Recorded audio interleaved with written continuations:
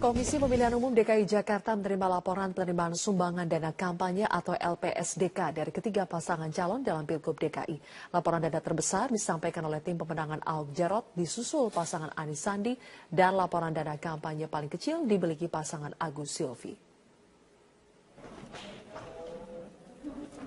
Dana sumbangan terbanyak diterima oleh pasangan nomor urut 2, Basuki Cahayapurnama Jarod Saiful Hidayat mencapai 48 miliar rupiah.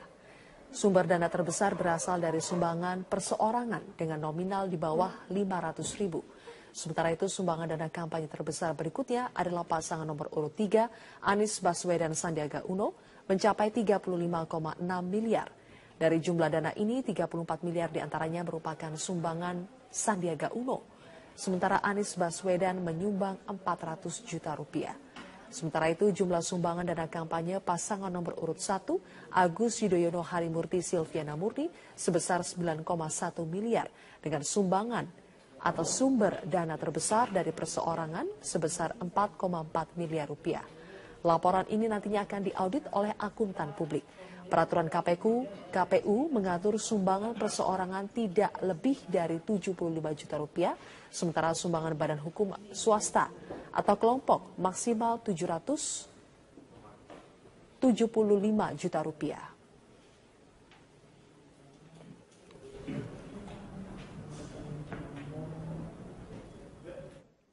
Pemirsa, pasangan Cagup-Cawagup nomor urut 2 Ahok Jarot mengklaim telah mengumpulkan sedikitnya 50 miliar rupiah dana kampanye yang berasal dari donasi masyarakat.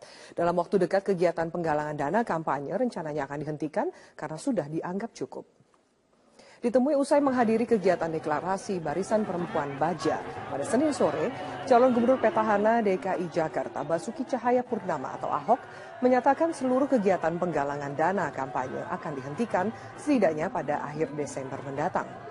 Sejak penggalangan dana kampanye dimulai pada tanggal 28 Oktober 2016 melalui program kampanye rakyat, pasangan Ahok Jarot mengklaim telah menembus angka 50 miliar rupiah dari berbagai kegiatan penggalangan dana seperti gala dinner, foto bersama, dan juga pertemuan dengan warga di Rumah Lembang. Seluruh donasi yang berhasil dikumpulkan harus sesuai dengan ketentuan KPU DKI Jakarta, seperti harus diberikan secara non-tunai, serta warga pemberi donasi harus menyertakan NPWP. Semua tercatat, karena tidak ada yang tunai, semua ini transfer. Dan semua punya NPWP, sesuai dengan aturan KPU. Jadi kita pun sudah mulai mau nyetop, mungkin 2 kali lagi gala dinner, mereka minta saya sudah stop. Karena saya perkirakan udah melebihi nanti. Pemirsa, Presiden Joko Widodo mendapatkan gelar Raja Haring Hatungku Tungket Langit dari Dewan Adat Daerah Kalimantan Tengah hari ini. Gelar tersebut artinya Raja yang arif dan bijaksana. Pemberian gelar tersebut berlangsung saat peringatan puncak Hari Kesetiakawanan Sosial Nasional HKSN di Palangkaraya. Jokowi mengenakan pakaian adat suku Dayak, busana dari kulit kayu dan memakai bulu burung di bagian kepala. Jokowi mengucapkan terima kasih atas gelar adat yang diberikan kepada dirinya. Pada kesempatan itu, Jokowi meminta aparat daerah memberikan pelayanan sebaik-baiknya bagi masyarakat. Jokowi mewanti-wanti aparat jangan berani menarik pungli dari masyarakat karena saat ini sudah ada tim sabar pungli. Ingatkan lagi bahwa jangan sampai ada yang minta pungutannya pungli untuk urusan sertifikat.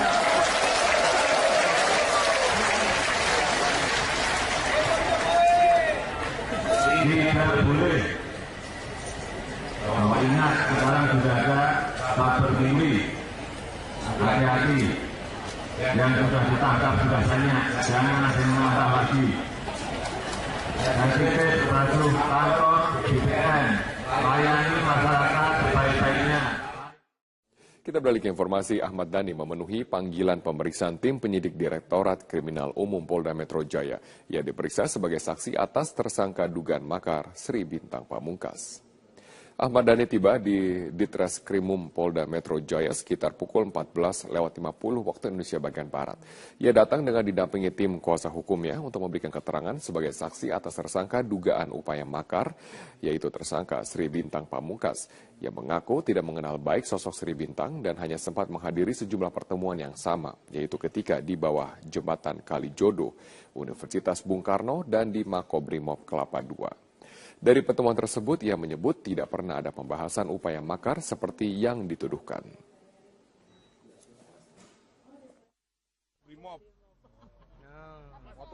Di sela kegiatan puncak Hari Kesetiakawanan Sosial Nasional atau HKSN, Presiden Jokowi mengunjungi pusat perbelanjaan Hypermart di Palangkaraya, Kalimantan Tengah. Kedatangan Jokowi sontak disambut meriah para pengunjung.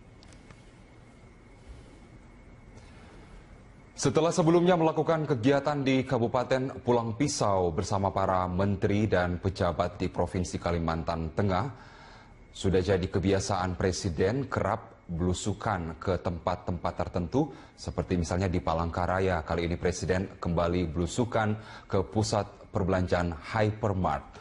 Kontan kedatangan Joko Widodo ini membuat warga yang sedang berkunjung ke pusat perbelanjaan menjadi gaduh. Kedatangan Presiden membuat pengunjung terkejut karena selama ini tidak pernah ada Presiden yang jalan-jalan malam di pusat keramaian.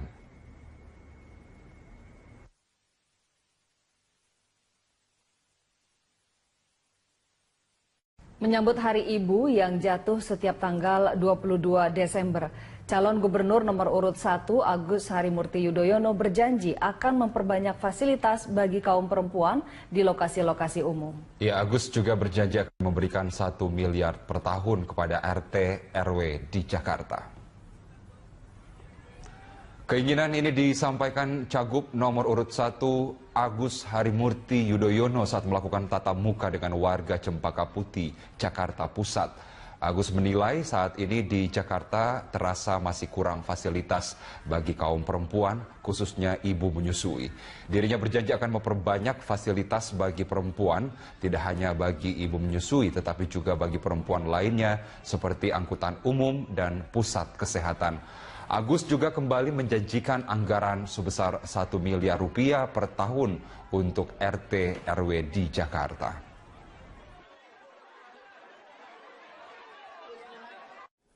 Hari ini berbagai kegiatan calon kepala daerah DKI Jakarta terus berlangsung. Kandidat nomor urut 1 Agus Harimurti Yudhoyono melakukan belusukan ke kawasan padat penduduk, sementara kandidat nomor 2 dan nomor 3 mendapatkan dukungan dari sejumlah komunitas.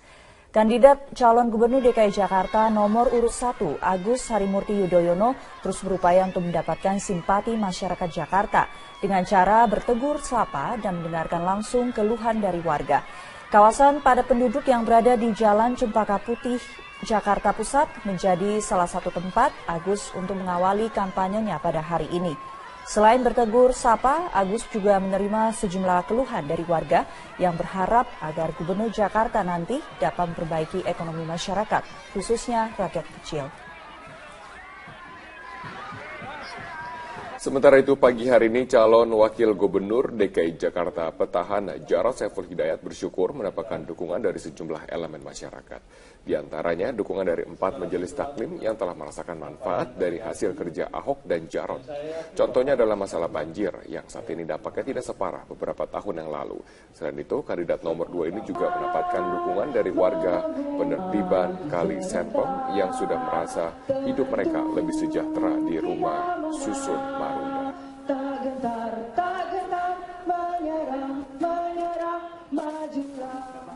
Sejumlah dukungan juga diperoleh kandidat nomor urut 3 Anies Baswedan dan Sandiaga Uno melalui media sosial.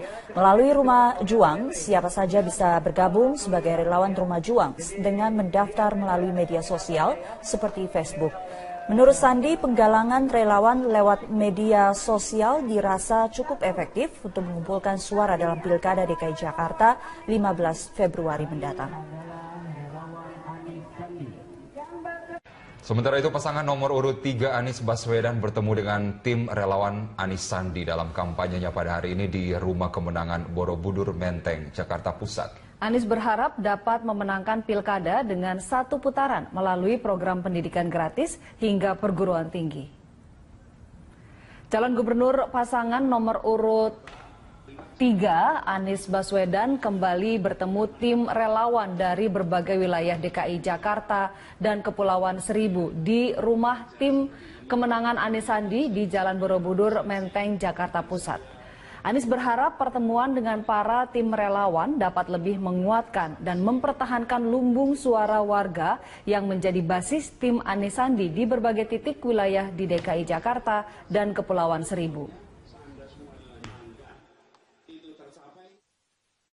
Hari ini Kepolisian Daerah Metro Jaya memanggil Buniyani untuk dimintai keterangan sebagai saksi atas tersangka dugaan makar pada 2 Desember yang lalu. Buniyani diperiksa di Direktorat Reserse Kriminal Umum Polda Metro Jaya sejak pagi tadi. Informasi selengkapnya akan disampaikan Livia Ramadanti langsung dari Polda Metro Jaya. Livia, apa kapasitas Buniyani dalam pemanggilan kali ini?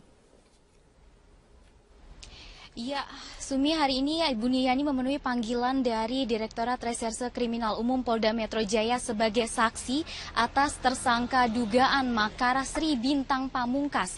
Ia tadi datang ke Direktorat Reserse Kriminal Umum Polda Metro Jaya sekitar pukul 10 waktu Indonesia Barat dan ia didampingi langsung oleh kuasa hukumnya Aldwin Rahardian. Tadi sebelum memasuki ruang penyidikan, Buniyani sempat menjelaskan bahwa pemanggilannya kali ini adalah untuk memberikan keterangan karena memang ia dianggap telah melakukan pertemuan dengan Sri Bintang Pamungkas maupun juga sejumlah aktivis yang saat ini telah ditetapkan oleh Polda Metro Jaya sebagai tersangka dugaan makar pada 2 Desember 2016 lalu. Namun ia menolak apabila dianggap mengenal dekat dari Sri Bintang Pamungkas karena pertemuan antara Sri Bintang Pamungkas dengan dirinya ini hanya terjadi pada tanggal 20 November 2016, tepatnya di Universitas Bung Karno. Pada saat itu pertemuan adalah undangan dari Rahmawati Soekarno Putri. Ia menjelaskan bahwa pertemuan itu adalah untuk menjelaskan atau mendengarkan terkait dengan kasus hukum yang tengah didalami atau telah diikuti oleh Buniyani sendiri terkait dengan kasus dugaan pencemaran atau dugaan dari penistaan agama oleh Ahok Basuki Cahayapurnama. Dan tadi kami juga sempat menanyakan terhadap Buniyani maupun juga kuasa hukumnya, pemanggilan terhadap dirinya ini adalah pemanggilan yang kedua karena pada Jumat pekan lalu pada tanggal 16 Desember 2016 Buniyani ini sempat dijadwalkan dipanggil oleh tim penyidik dari Polda Metro Jaya, namun ia berhalangan hadir karena sakit dan baru memenuhi pemanggilan pada hari ini. Dan berikut adalah kutipan wawancara selengkapnya dengan Aldwin Rahardian terkait dengan pemanggilan Buniyani pada hari ini. Ya, hari ini kan Pak Buni dipanggil oleh Polda Metro Jaya terkait dengan sebagai saksi atas dugaan makar yang dilakukan oleh Pak SBP begitu. Hanya di surat panggilan itu dinyatakan lokasinya itu ya tindak pidana diduga dilakukan di kolong jembatan Kalijodo. Nah, Pak Buni juga agak sedikit kaget karena memang tidak pernah dia itu hadir, apalagi menghadiri acara di situ. Sumi, sejauh ini sudah ada 11 tersangka yang ditetapkan oleh Polda Metro Jaya terkait dengan dugaan makar pada 2 Desember 2016. Dan hari ini rencananya selain memanggil dari Buniyani, Polda Metro Jaya juga mengagendakan untuk memanggil musisi Ahmad Dhani. Namun masih belum diketahui apakah pemanggilan terhadap Ahmad Dhani ini akan dilaksanakan pada hari ini atau pada Kamis 22 Desember mendatang. Untuk